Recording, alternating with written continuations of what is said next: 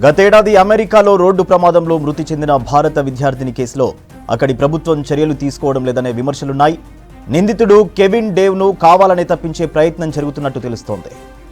Seattle road ప్రమాదంలో మృతి చెందిన కందుల జాహ్నవి కేసులో నిందితుడిపై ఎలాంటి కేసు ఉండదని యుఎస్ అధికారులు తెలిపారు. యుఎస్ అధికారుల తీరుపై జాహ్నవి బంధువులు సహా అమెరికాలోని భారతీయ విద్యార్థులు ఆవేదన వ్యక్తం చేస్తున్నారు. ఇదెక్కడి న్యాయమని ప్రశ్నిస్తున్నారు. American police officer Kevin Dave అతివేగంగా కారు నడపడం వల్లే ప్రమాదం జరిగిందంటున్నారు. సరైన ఆధారాలు ఉన్నప్పటికీ ఎందుకు చర్యలు తీసుకోవడం లేదని ప్రశ్నిస్తున్నారు.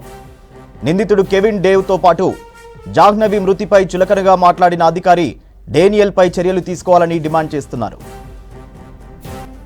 ఆంధ్రప్రదేశ్లోని కర్నూలు జిల్లాకు చెందిన కందుల జాహ్నవి గ్రాడ్యుయేషన్ కోసం అమెరికా వెళ్లింది. గతేడాది జనవరి 23వ తేదీన రోడ్డు దాటుతుండగా పోలీసు వాహనం వేగంగా ఢీకొట్టడంతో మృతి చెందింది. జాహ్నవి మృతికి అతివేగమే కారణమని పోలీసులు ప్రాథమిక విచారణలో తేలింది.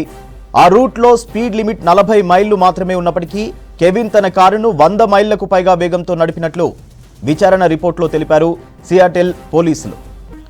అయితే కెవిన్ పై క్రిమినల్ చర్యలు లేకపోయినా డిపార్ట్మెంట్ తరపున చర్యలు ఉంటాయని యుఎస్ అధికారులు చెబుతున్నారు. మార్చి 4వ తేదీన క్రమశిక్షణ కమిటీ ముందు కెవిన్ హాజరు కావాల్సి ఉంటుంది.